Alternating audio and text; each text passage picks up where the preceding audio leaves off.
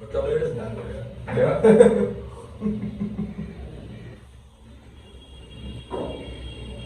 That's one meter.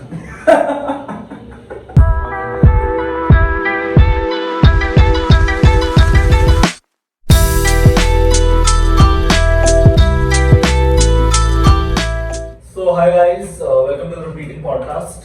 This is Yash. This is Hardik. And this is Ayush. So today we are here to talk about Sula Vineyards. But before we do that, let's have a disclaimer that none of the advice or information that we give during the course of this podcast is investment advice of any kind. It's only for educational and entertainment purpose only. If you wish to gain financial advice in its formal form, then go to our website or small case or wealth desk where we actually have our portfolios. And yes, as you mentioned, Sula, the only wine stock that we have on the Indian bourses as of now. Yeah. There's a lot of talk about the wine industry being big, you know. So let me ask you this: are you a wine drinker? I think we're all wine drinkers, low-key. Yeah, I had wine a few times. What is your favorite brand? And don't say Sula just because it's stock. No, but for, in all honesty, among the Indian brands, I prefer Sula.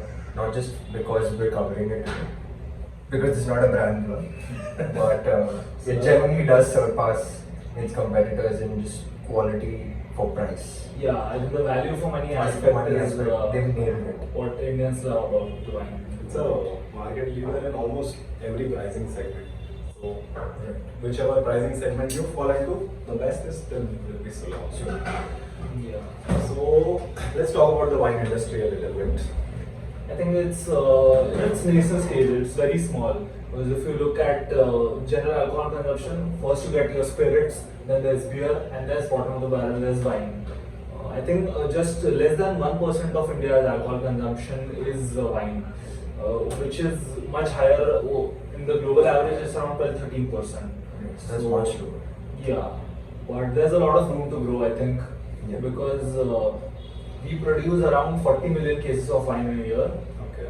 So that, and Indians drink around one bottle per year on average per capita basis. But if you compare that, it's the numbers like 2 for China. So if you look to a developing nation, or it's 50 for Italy or United States. But they're the wine drinkers in general. Yeah. India has a huge drinking population anyway. I think 500 million people in India are in the drinking population. But like, I don't think wine as such is the preferred beverage, but that's changing because with the growing middle class and everything, like people are becoming more aware about wine, and especially the female population. Their preferred drink is always wine. This is not a sexist remark. No. This is factual. Yeah, but even apart from just the income strata point that you made, just the general health benefits that are coming out of consuming one wine glass a day, one red wine glass a day, that's turning out to be quite the winner because you're getting best of both worlds. I think there's also a trend of premiumization as we move from, let's say, the local alcohols to what we call Indian-made foreign liquor, which is whiskeys and spirits that you get. So as India moves up on the drinking ladder, wine consumption will increase. Right. I think in the last 5 years before COVID, 2014 to 19, wine sector had a growth of around 18%, which is much higher than the formal alcohol sector, 12%. So Makes sense. And it's expected to grow at a larger rate, I think around 20% till 2026. So, good things are happening in the wine industry. I think there was a bit of a hiccup between due to COVID because distribution was hampered, but they have made a strong comeback. And coming back to the stock of the day, Sula also had a bit of a problem, like they were posting losses during COVID period, but after that they have bounced back with great margins. And I think if you talk about the market share, they're doing pretty well, good as well. I think it's a 52% market share, right? The entire, the largest in India. Largest. Like, what are some brands by Sula that you guys personally love? Or I think Gia is something that is well known and drank a lot along Judging the population. I think it's one of the popular brands. That's true. It's It's like saying Coke is my favorite. That's India is the Coke of wines. But yeah, Sula has a lot of good brands. It has been pioneering in the wine industry for a long time. It came out with the first desert wine in India, which the Cabernet Shiraz, yeah, I prefer. Chef Blanc also. What's the price range for that? Well, I think they serve a variety of price Yeah, ranges. it's premium, definitely. But yeah, like I said, Sula is the category leader in all the wine categories. So In fact, they're one of the first people to come out with canned wines also. I think. Yeah. So that's like it starts with 200, you go there, and then you have the Cabernet, which is like 2000 ml. Yeah, so European. that's entire, that encompasses a lot. That's a big spectrum. European, but it's a healthy beverage. So yeah. I think the second player which is there in the market, two players that are major is Grover Zampa and Frater and am I saying the name right?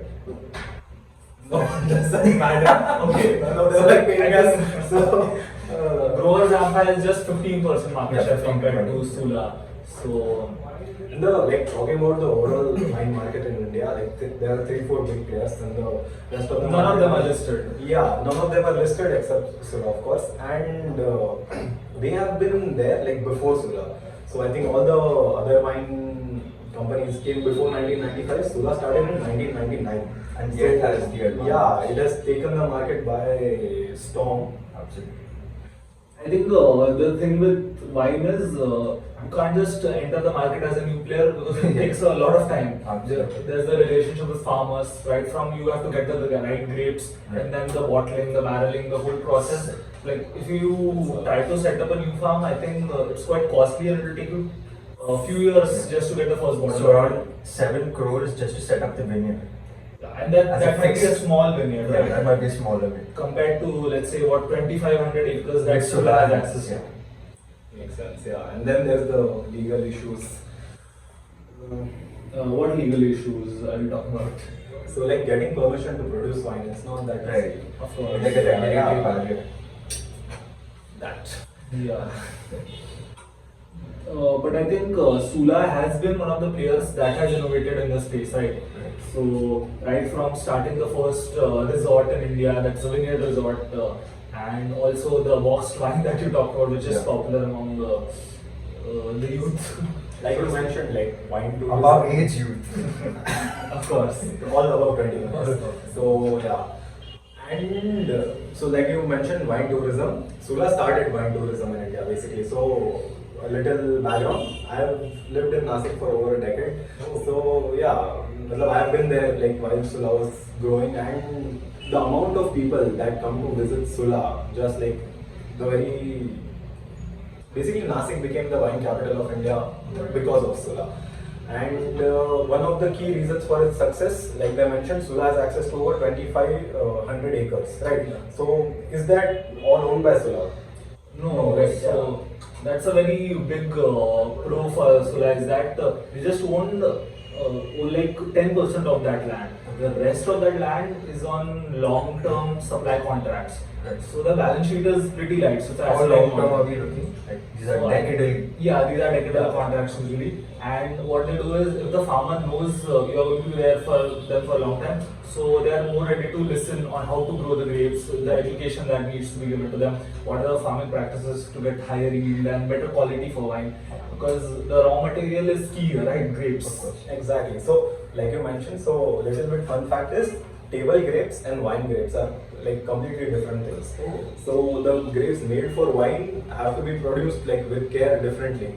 And convincing farmers to produce grapes for wine basically was a very tough thing to do in initial stages. So Sula, that's one of the key reasons for its success because it has long-term contracts with those farmers. And it has continuous and reliable supply of grapes, wine grapes. So yeah. And so this is about the domestic thing, but if you look at foreign players, wine, French wine is of course very famous from Napa. So why are they not entering the Indian market? It could be because of all the taxation that comes in from importing wine. So I think there's 150% import duty and cess Wow. just on, in general, on the alcohol market for importing. So that could be one of the major ones. Plus, as you mentioned already, setting up a vineyard in India, even for a foreign player, regardless of how much cash flow they have, would be a massive feat. I think the regulatory arbitrage is a problem. Absolutely. But fun fact, as you mentioned, Nasik being the wine capital of the country, Yeah. I think there were around 8,000 acres of just vineyard-centric grape plantation. Yeah. Wow. Yeah, and That's a that's, lot of as you wine. mentioned, the difference between table and wine Yeah, grapes. grapes. The rest of so out of 180,000 acres of grape, 8,000 acres is for wine. For wine grapes. production. Oh, wow. So that's a pretty cool split. Nasik is a big hub for exporting grapes, basically. I think before the podcast started, also we were discussing something called Sula Fest that Hardik has been to. so basically Sula Fest is like wine ka Kumbh Mela. I don't know how to put it in a different way, but like it's crazy. That is the amount of people that come to the city. The whole city, like Sula is a little far away from the city. I don't know, 20-30 kilometers, but the whole city is barricaded. Like that's the amount of people that come in, and like big A-list celebrities they invite. So last time I visited, it was Yeah. Zakir Khan who Oh, was that's great. performing for the Sula Fest. Yeah, there are mash pits and the whole vibe is crazy basically. So that's one unique thing about Sula, you know. Yeah. You as people have access to those vineyards, and that's a separate direct Segment of consumer it. channel that they have for distribution. Yeah. Because last I checked, I think they sold around 2.3 lakh bottles last year just from their facilities in Bangalore and Nashik. Through the tourism or So you know, people recreational. just go for a resort. Yeah. And you know what else will you have? You won't have beer at Of Sula. course, of course. Exactly. I think, but to bring into perspective just how much they sell, Yeah. you said 2.3 lakh bottles, which Yeah. is in itself a lot. But that's just 2% of what they sell in a year in total. Oh, Yeah. so that how much do they sell in total in terms of cases? I think it was what 9 lakh cases, Yeah. and each case has around 12 bottles. Yeah. So you I think to put it into perspective, it's much smaller than the breweries player which sells spirits and beers, but it's pretty high amount for wine. yeah, it really is. Exactly. For an Asian market. The wine market is overall nascent, but Sula has the same shelf space or like exposure as compared to all other alcoholic beverages. So if the wine market is going to grow, Sula will be the front runner. Absolutely. And I think the new laws, like I think the change in laws in Maharashtra, where supermarkets were also allowed to stock wine and beer as well, right? Right. So I think Dorabji's, then one of these Reliance retail. Yeah, brands, Nature's Basket also has Basket. wine, so They have a separate section for wine and chocolate now, which is quite the upgrade for the Indian consumer. so it's normalizing of alcohol plus more accessible. So More accessible. because you won't find whiskey in the Nature's Basket. I hope not. Yeah. So the distribution is pretty good because downstream, once you have the supply side figured out, the demand side is also difficult. Will catch up. Because there's a lot of regulation around selling alcohol as well. So I think Sula is present in over 25 states, 6 union territories, and there are around 23,000 points of sale. So which is a lot of places to buy wine. And this is not just stores. There's hotels or caterers or restaurants like e-commerce as well. Right. Like if you go You to can buy it online. yeah, if you in Mumbai, if you go to Living Liquids, you can order Sula as well. Oh, that's brilliant. Yeah, For people who drink. of course. Anyway, like all the shops are called wine shops. Nobody calls them That's true. alcohol That shops. is true. Yeah. So, They saw that coming a mile away. But that is such an irony, right? All the shops are called wine shops, but such They sell little themselves amount is wine. wine. Yeah. That's true. as the market becomes more aware, I guess, the middle class grows, they start preferring drinks like wine, which seem a little bit more luxurious and on the healthy side. Yeah, I think it's Netflix goes with wine more than vodka. Santa. Not that we know. No. But talking about the valuations, like is this a good company to buy at price? So if can you tell us a little bit about the listing and the issue? Because this was quite recent, I think. When did it list? I think in December. So since then, and this is going to be a letdown, but it has grown a whole of 0%. Yeah. So I think what happened was the issue price around 357. The Right. stock closed at 361, Yeah. but it closed at 310. Right. So after that, if you take that closing day price, it has increased around 11-12%, I think, right? To around 360 something. Yeah, so it's at the listing day open price, 361 right now. So basically, if you bought Sula after it was listed, you will make 17% gain or something like You that. make none. That will explain. I think we'll Yeah. talk about the numbers. So their operating margins are pretty healthy financially if we talk about. So usually players have 10 to 15% in spirits and beers, right? But Sula's operating margin are 27% last year, which is pretty good. So we expect that to stay similar. Any specific reason why it's so much of a difference? I think the wine consumer is not as price conscious as Right. consumer of spirits, because he's not just looking for A quick fix. yeah. That's a very good way to put it. Yeah, there's a matter of taste as well and preference. So they're able to charge it at that marked up. Yeah, and there's a premiumization in this segment that is happening. Because if you talk about some recent launches of brands, there are brands called Rasa and York, which Yeah. offers of 2000 as well. So that is not very easy for, let's say, a spirit maker to get, because how many bottles of spirits can you consume Seven. compared to wine? Of course. Yeah. So like impromptu quiz. That's good. No. We'll do one question each, okay? This is usually One done from by the the- fourth individual in our podcast, but Is the invisible man. yeah, missing you, Sagar. So like for one bottle of whiskey, how many bottles of wine can you have that are equivalent? Like what's the number for you? oh, personal question. Yeah. I can't drink one full bottle of whiskey anyway. He's talking Yeah, of course. in a You're year's talking a time. proportion. Okay, just in Yeah. general. To get a sizing I of think the market. it'll be a 2x at least. I think it'll be more than that. I get drunk in like 2 full bottles of wine. So, yeah. But whiskey- that's like a quarter of whiskey, right? Yeah, quarter whiskey if you drink 8 of whiskey. So like one bottle of whiskey is equal to 8 bottles of wine. Is that the According to that much, Kind of, yeah. Of So course. basically, if you prefer wine and you want to get drunk, you have to drink way more. a considerable amount? Yes, Yeah. that's true. What about you, Ayush? I think it's, as I said, it's much lower than this. And it would be lower because you drink beer. Being ridiculed by It's taste. just, Alright. Alright, okay, next question. So there are two main color grapes, right? Like green grapes and black grapes. Right. Which grape makes which wine, do you think? Oh, Black grapes make red wine and green grapes make white wine. it's a little too obvious. I think it's the reverse. So it's a trick question. Grape color does not matter. So yeah, guys, wine aficionados we have here. Played by Oh shit. Oh, that was a good one. Yeah, so basically Oh, really? So the color doesn't matter? does not matter at all. So yeah, it's So is it just the level of process brightness? how you make it? Yeah. As you age it, I think it gets more clearer and clearer. Alright, So if we talk about one corner the business has, which is it is working capital intensive. Because as we discussed, the value chain for process for creating a wine bottle is long. So your working capital will be stuck. So to put numbers to the logic, I think working capital days for Sula are around 200, which is much higher than let's say 50 to 100 for other breweries and distilleries listed in India. Right. So for value unit, that's why we took an average of its listed peers and distilleries and breweries, and we put a 15% discount. So based on that, the value per share comes to around 426, which is 38 times its expected FY24 earnings. So this is a 1 year forward multiple.